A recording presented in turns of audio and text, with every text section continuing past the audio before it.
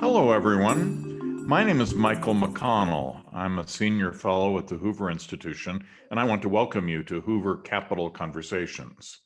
The Hoover Institution is a preeminent research center whose mission is dedicated to the principles of individual, economic, and political freedom, private enterprise, and limited representative government. The Capital Conversation series brings Hoover Fellows together with policymakers for informed, in-depth discussions examining some of our nation's most vexing policy issues. By bringing together the key players in policy development and policy execution, we hope to enrich the landscape of ideas, ask bold questions, and seek powerful solutions to improve people's lives. Now, today it's my special pleasure to be talking to Senator Mike Lee, discussing executive power under the U.S. Constitution. He was elected in 2010 as Utah's 16th senator.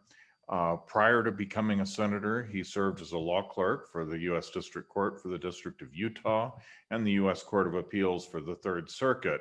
He currently serves in the following committees: the Joint Economic Committee as ranking member, Commerce, Science, and Transportation, Energy and Natural Resources, Judiciary, and the Senate Special Committee on Aging. So he's a busy guy. But what I want to recall, because I find this so refreshing, is that when he began running for the Senate back in 2010 against an incumbent senator of long standing, he used an unusual technique.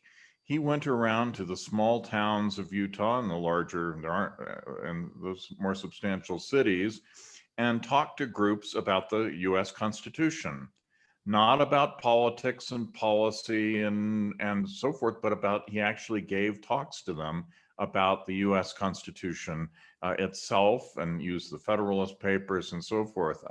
And that caught fire, and suddenly he became, as the kids say, it went viral, and the rest is history. And he's now one of the more thoughtful senators in the United States. So I welcome Senator Lee. I should say one other personal note here. He got his taste for things constitutional from his father, former Solicitor General Rex Lee, who was the chief lawyer for the United States government in the Supreme Court under the early years of President Reagan, where I had the honor to be Solicitor General Lee's assistant. So I was very close to Senator Lee's father and still regard him as one of the great American lawyers of all time. So welcome to his son and my friend, Mike Lee. Thank you so much, Judge McConnell. It's a pleasure to be with you. You were always one of my very favorite judges to argue in front of when you were on the U.S. Court of Appeals for the 10th Circuit. And you're someone whose legal and constitutional opinions I value greatly and always look to and admire. I'm also a big fan of your new book, The President Who Would Not Be King. This is a book that I'm absolutely loving and something that every American needs to read.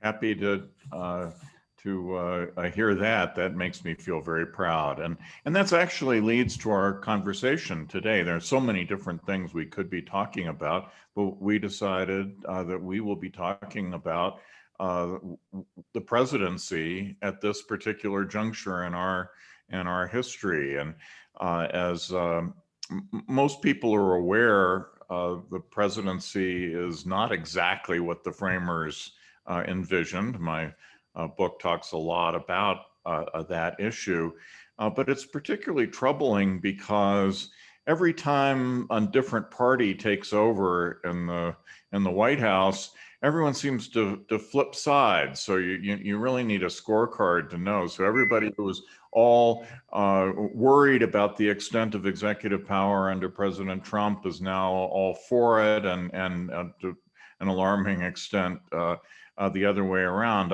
I like to think that Senator Lee is actually somebody who has been sticking to the same principles across party lines, and that's important because our Constitution wasn't written for Republicans or Democrats. It was written to restrain power for everyone.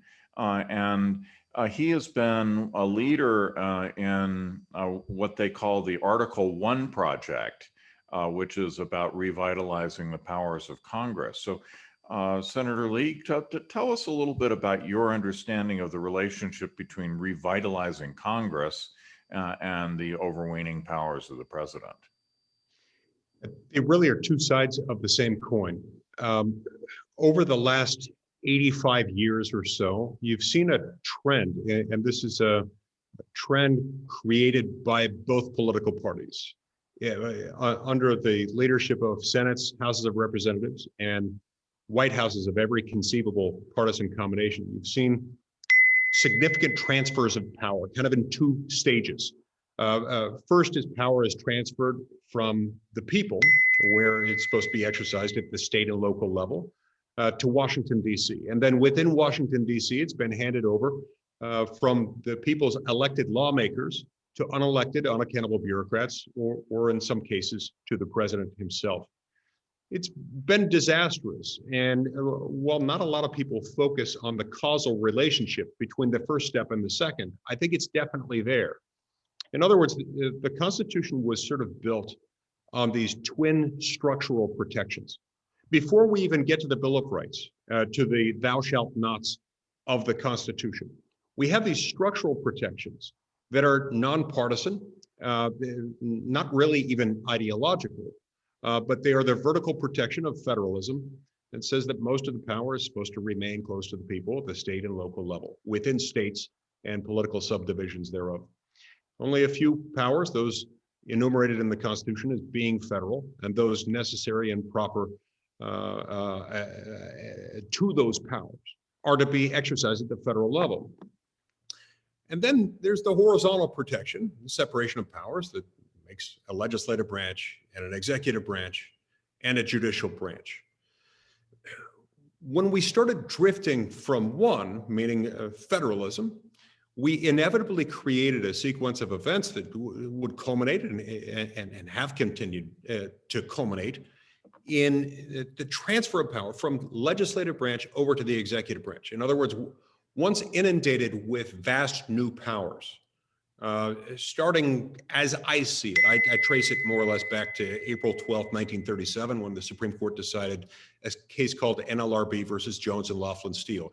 It reinterpreted the Commerce Clause more broadly to give Congress more power. This culminated in the line of decisions known as Wickard v. Filburn, where Roscoe Filburn grew too much wheat. He defended himself by saying, that wheat didn't even enter interstate commerce because I used the wheat by which I exceeded the federal limit to feed my family and my farm animals, and to use the remainder as seed for the next season. The Supreme Court said it didn't matter whether it was produced for economic purposes or home use. It still had an economic impact that was substantial. So at that moment, Congress all of a sudden found itself in charge of purely local intrastate activities that, while economic in nature, were still local. Labor, manufacturing, agriculture, mining were suddenly federal. In order to keep up with this power and all the accountability with it, Congress started delegating out that power to the executive branch. It's a slight oversimplification, but in some ways the way this happens is that Congress will pass a law saying, we hereby declare that we shall have good law in area X, and we hereby delegate to commission or department Y, or to the president himself, the power to make and interpret and enforce good laws in area X. This has made the president, the executive branch as a whole, and the president in particular, it's turned into an imperial presidency of sorts.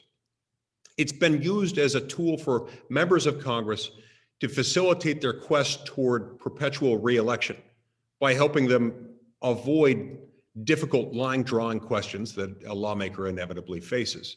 It's resulted in the excessive accumulation of power in the hands of the few. It has gored Republican and Democratic oxen alike. It is ultimately bad for the people, and it is a nonpartisan and bipartisan issue at once. Well, when political decisions are being handled in these commissions and agencies and so forth, how does the people's will get translated into government action? It doesn't, and that's one of the problems with it. One of the features, in my view, and I believe in the view of the founders. I'm always hesitant to speak for them. They're not here to defend themselves, but I believe that the way they wrote the Constitution and the things they said at the time suggest that they believed that the most dangerous branch of the three was the legislative branch. At least the most dangerous power is the legislative power. And for that reason, they entrusted it only to that branch of government that's most accountable to the people at the most regular intervals. When you place an intermediate step in between there, and the lawmaking power is then given to someone else, especially if that someone else is not himself or herself elected or accountable to the people at the same intervals or at any interval at all, as is the case with most executive branch bureaucrats, then the people are taken completely outside the process. And then it's not only anti-constitutional, but it becomes fundamentally anti-democratic. Well, we've seen this under presidents of both parties, right? I think of clear cases where, the president wants a particular policy and Congress will not go along with it, and then the president does it anyway. I think, for example, President Obama, repeatedly tried to get a dreamer legislation through Congress that would have to do with immigration, removal of immigration restrictions for the children of illegal migrants into the country. And Congress wouldn't go along. And then after an election, he simply did this by executive order. Or, President Trump came to Congress a number of times wanting to get money for his huge, beautiful wall on the border with Mexico. And Congress said, no, we're not going to go along with that. And he decided he would build it, using, funds from here and there and tucked into his back pocket anyway. Why doesn't Congress stand up for its powers? I mean, those are fundamental powers vested in Congress, not in the president. Why doesn't Congress stand up for itself? Congress doesn't stand up for itself because Judge McConnell, this is a feature, not a bug, from the subjective viewpoint of many members of Congress. They're not inclined to say that publicly.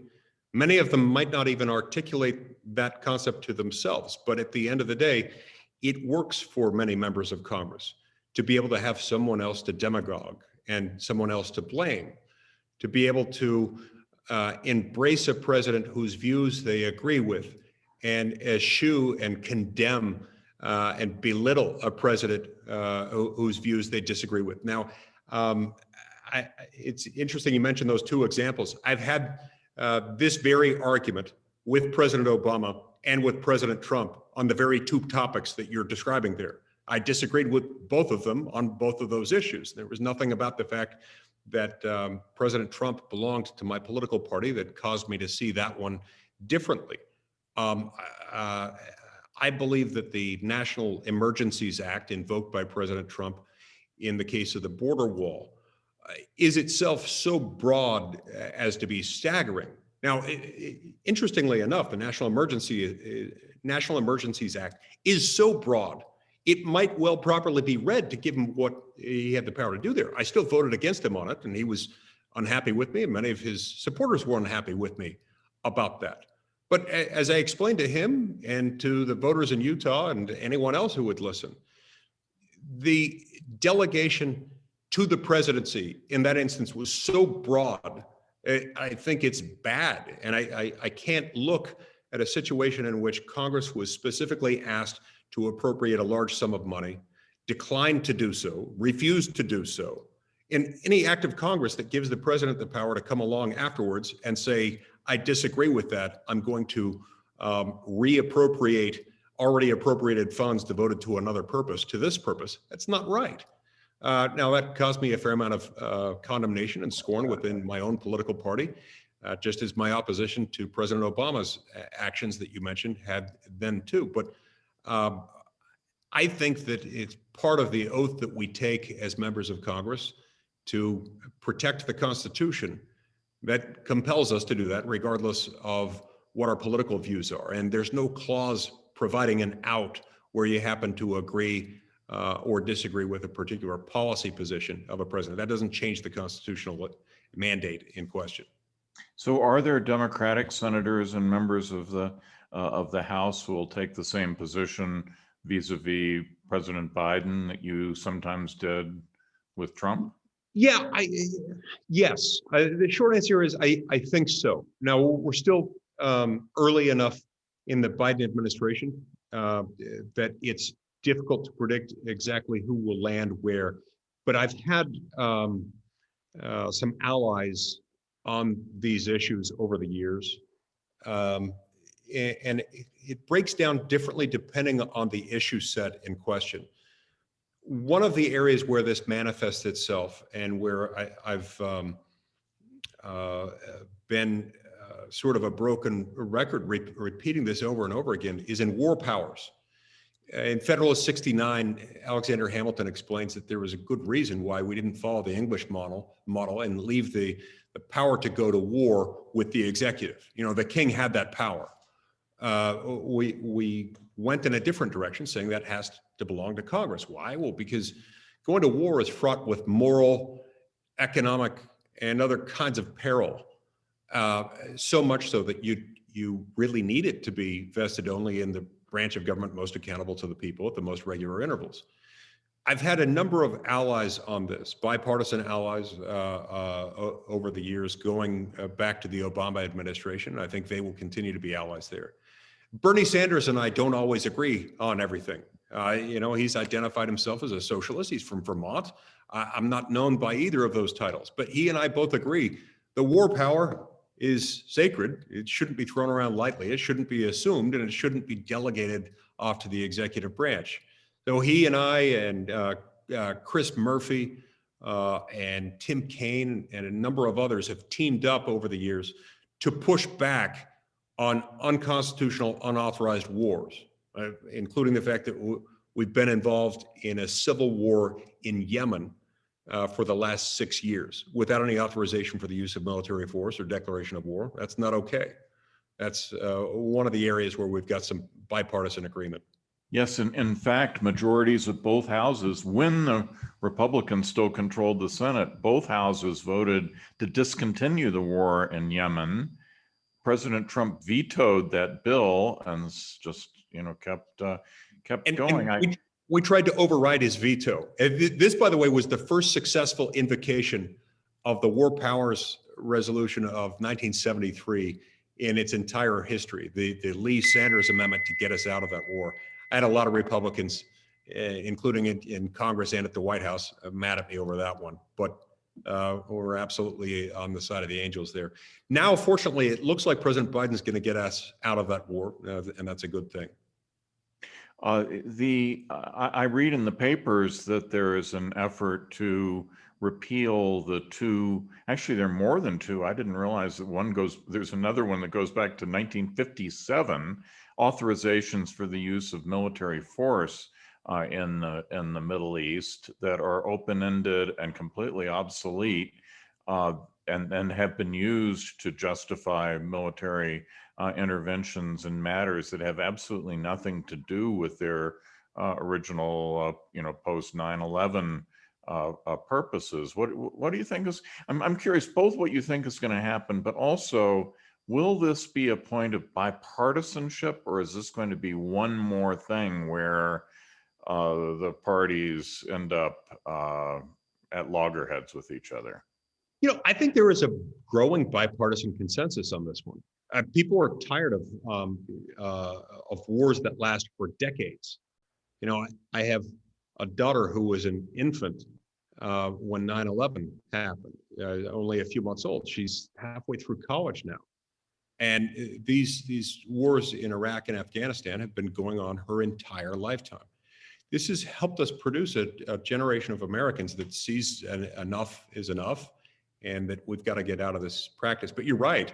We've got these open-ended, pre-existing authorizations for the use of military force that have piled up, and that coupled with some very crafty lawyering from Department of Defense and other lawyers within the executive branch of government, and in Republican and Democratic administrations alike, has led to an almost military nihilism when it comes to any limits on that power.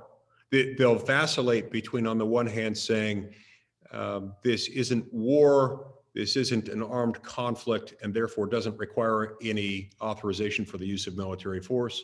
And on the other hand, saying that this or that authorization for the use of military force from however many decades ago justifies it, even when the countries aren't named, because they'll identify some sequence of logical connections that in their mind somehow justifies it.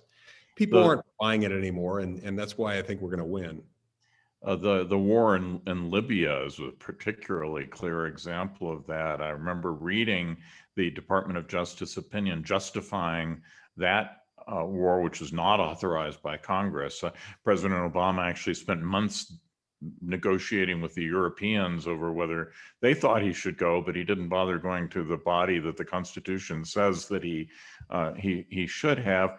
And the opinion came down. I still remember sitting there. It was on April 1st that it came down. As I read it, I thought, what an appropriate date for this, because it actually pays no attention whatsoever to the history or meaning of the Constitution. And it was all like citing precedents from the last 20 or 30 years. And every time a president starts a new war without going to Congress, they just add that as a new precedent and, more justification for the next one. It's and it's not just war, there's foreign policy in general. I'm curious what your view is on the Iranian, they call it joint the joint JCPOA. The JCPOA. They call it that instead of a treaty, but it sure does look like a treaty because it commits the United States to not enforcing various laws passed by Congress that impose sanctions on Iran in exchange for future promises from Iran. That looks an awful lot like a treaty. Why didn't that have to go to the Senate for treaty ratification? It did. It should have, but they decided not to do it. At the time, I was serving on the Senate Armed Services Committee, and then Secretary of State John Kerry came to testify about the JCPOA. I asked him that very question. Why haven't you submitted this as a treaty? Because it fits, as far as I can tell, all of the hallmark characteristics of a treaty. And far from being just a mere policy statement or an aspirational document, this thing, as you point out, materially altered the legal obligations of the United States relative to other nations, and also relative to our own system of laws, our own laws passed by Congress.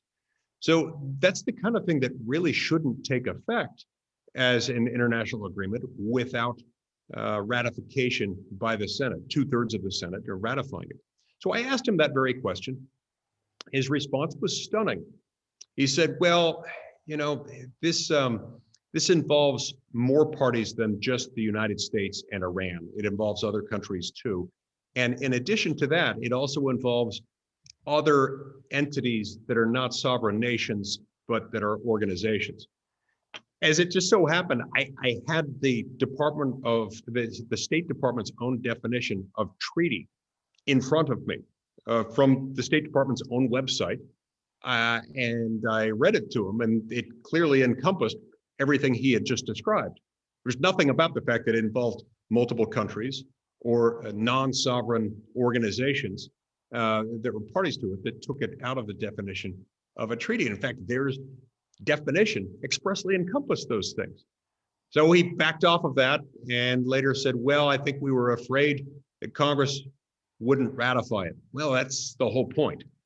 if you're afraid they wouldn't ratify, you can't just, for that reason, assume that it has been ratified or treat it as if it were a treaty, because it's not.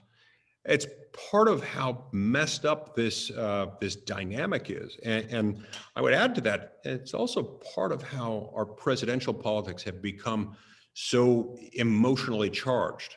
They were never intended to be this emotionally charged, never would be this emotionally charged. They might be intense in other ways.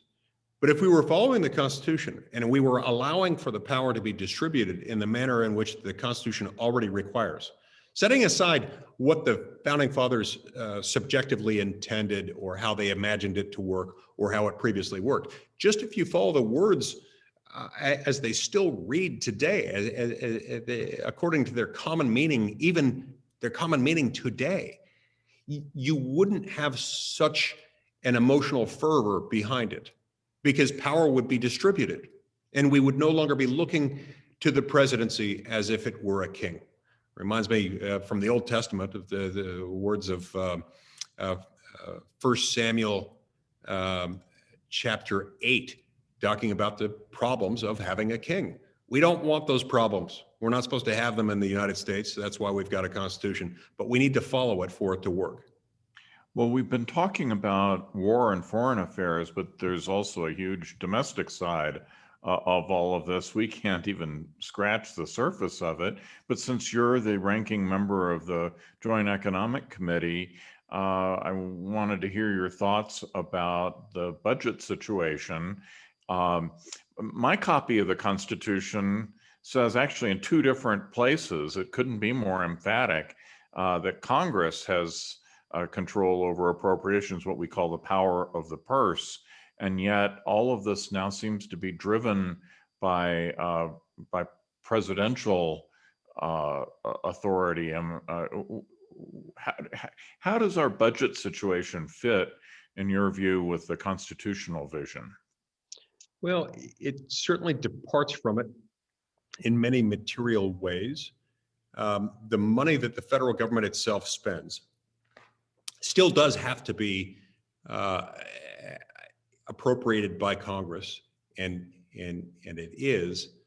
But when Congress acts as if it were almost an afterthought, and when Congress will, in many cases, particularly where both houses of Congress are under the control of the same political party as the president, sometimes you'll have the muscles of Congress start to atrophy, and where there will be an almost blind deference and delay, a deliberate, willful delay to act on anything or to decide appropriations questions unless or until such time as the president directs.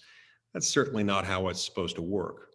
There are a lot of other things that are related to budget type issues, including the fact that the Federal Reserve has as much influence as it does, is effectively in many ways, the financier of the federal government. Not directly, but indirectly, it ends up having many of those impacts. Those were all things that certainly would have surprised the Founding Fathers. And with respect to this issue of separation of powers generally, it's one thing that I think James Madison didn't properly foresee. In many ways, Madison was prescient in his ability to foresee the various pitfalls and advantages of our constitutional system. He did believe that power would be made to counteract power, and that the three branches would have a way of sort of balancing each other out. And it's not that all three branches are equal in the sense that they're identical. They really are different. Like I say, the legislative power, I think, is the most dangerous, especially as the way they set it up. But his point was that you're not going to see too much of an accretion of power in one branch at the expense of the other two, because the other two will see that happening and respond. I think the part he didn't foresee was the rise of the career politician who, in pursuit of perpetual reelection, would be inclined to say, yeah, I know the executive branch is exercising too much power, and I know we're being asked to delegate more of that power here, but I'm willing to do that because it'll make it easier for me to get reelected. That's a problem, and it's one that we've got to confront. I was about to start throwing you some questions that we've gotten from the audience, and interestingly, what you've just been addressing is the first question from an audience member named Brian, who writes, the nation's founders believed that Congress would jealously guard its constitutional powers, but it has arguably allowed or even encouraged over many years the executive branch to progressively take more power. And then here's the now he gets to the heart of it. Senator Lee, you're going to be on the hot seat here for the question, which is, how can Congress best reassert itself as a meaningful check on executive power? First and foremost, when these things come to the attention of members of the public, when voters start to express concern about how much power we have delegated away, that will start to make a difference. These are, as I sometimes explain, it's an unfortunate reality that we don't have large grassroots political movements that spring up spontaneously, calling for a restoration of federalism and separation of powers. I wish that there were. If there ever is one, I'm going to definitely be part of that political party. In the absence of that, it can be very helpful for people to just take bite-sized attempts to restore some of these things. Bite-sized reforms, for example, in the area of regulatory policy. When the modern administrative regulatory system was sort of started to develop under FDR, James Landis, a Harvard law professor who was part of FDR's brain trust, who helped design that system, explained to President Roosevelt that as a matter of proper form, what we would today call major rules, meaning significant regulations put out by an executive branch agency, before they could take effect, they really should be passed into law by Congress. FDR didn't quite get to that part of it. He never got that part of it done. Congress adopted a cheap imitation of that, known as the legislative veto, where Congress would outsource a certain type of rulemaking, but then say if agency or commission or department X, Y, or Z makes a regulation we don't like, then a simple concurrent resolution of Congress can undo it. Those kinds of measures, legislative vetoes, we call them, gained popularity until we had many hundreds of them, until the Supreme Court concluded that they were unconstitutional, that they violated Article 1, Section 7's presentment clause in 1983 in a case called INS v. Chadha. At that point, many Americans believed that Congress would stop this much delegation of power. They would stop delegating the lawmaking power to executive branch agencies, but it didn't happen. It only got worse. There are legislative proposals designed to deal with some of these issues. One is called the REINS Act. It's an acronym that stands for Regulations from the Executive in Need of Scrutiny.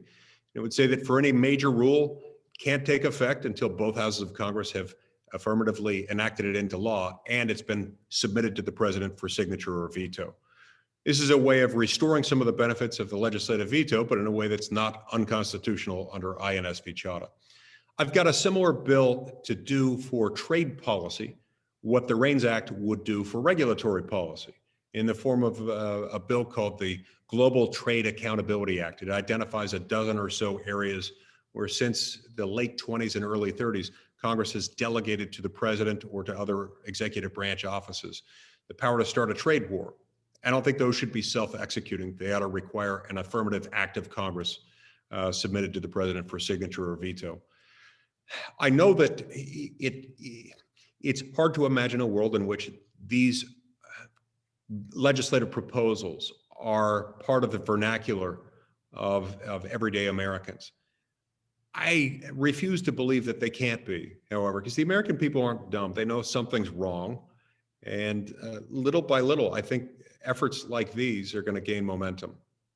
Unfortunately, our time is up, but I'd like to just point out to our audience something that I find really refreshing and interesting, which is Senator Lee and I have been talking about the Constitution and how to restore some of the guardrails and divisions of power that the Constitution provides for. But did you notice what he did not say? He did not say take it to the Supreme Court, right? Senator Lee believes, I'm interpreting from that, must believe that our representative government is responsible for enforcing the United States Constitution as the courts, maybe even in some ways more so. And it's good to hear that, because I think one of the big problems is we've tended to outsource constitutionalism to the Supreme Court, and it doesn't belong just to the Supreme Court. It belongs also to the Senate and the House of Representatives, and even to we the people. So with that, thank you very much for a very engaging discussion, Senator Lee, and thank all of you for joining us today. I hope you'll tune back in on April 15th for a discussion with Hoover Fellow Caroline Hawksby, with State Education Commissioners Michael Johnson and Richard Corcoran. So thank you for your attendance and attention.